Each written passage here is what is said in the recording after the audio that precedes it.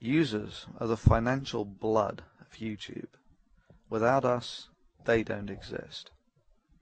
Now that we've established the balance of power, let's see if we can get YouTube to play ball. I've tried half a dozen times to contact YouTube over vote-bot attacks and flagging campaigns that constantly seem to stream over this and other channels. Interestingly, the only time I ever saw a response from YouTube was over a phishing email I received from someone claiming to be a YouTube representative.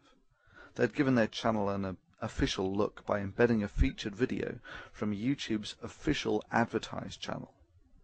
I messaged this about them and they corrected the problem within hours. Oh yeah, when YouTube deems something in their personal interests, they can act quick enough. Now I feel that YouTube is aware of the problem that this channel and others are facing. They have simply elected not to communicate or act as they don't deem it in their financial interests. However, without users, YouTube is nothing. Users are the lifeblood of YouTube. Collective action by users necessitates a response by YouTube.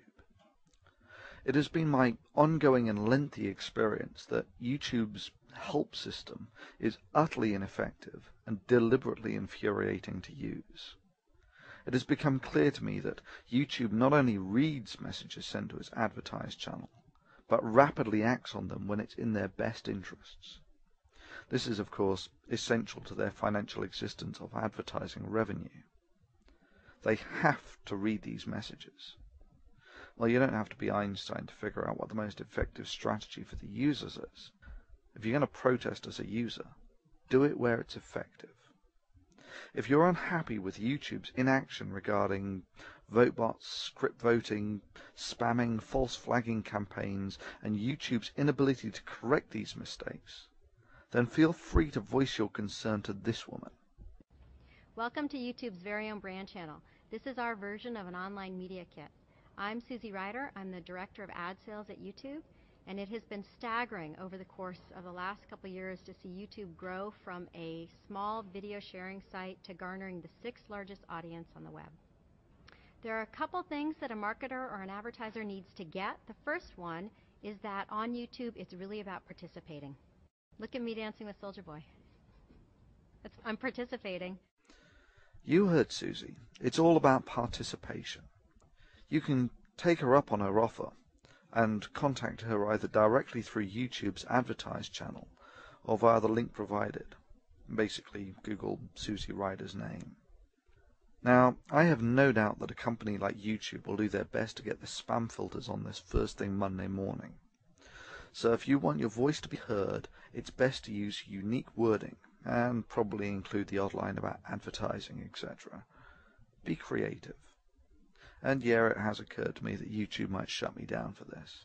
I'm sure they could spin this into a violation of some sort. Hell, the guidelines are so vague that anything could be a violation. Well, anyway, that's for them to do the cost-benefit analysis on. For me, this is simply a calculated risk. If YouTube decide to play ball here, there will be less angry users writing the messages, and YouTube will be a better maintained and fairer forum. It's win-win. If they don't, then the Thunderfoot channel is gone, and YouTube makes its statement about how it values the opinions of users, and the site likely becomes an increasingly bland and sterile commercial video network, the trajectory it's arguably on already. Irrespective of YouTube's actions, the optimum strategy for us free thinkers now is for you to add the big channels as friends. Basically, this allows us, when someone brings a vote-bot attack to our attention, to alert thousands and maybe even tens of thousands to the problem. This is a form of workaround for dealing with symptoms. Only the system engineers can provide a cure. And yeah, that's you, YouTube.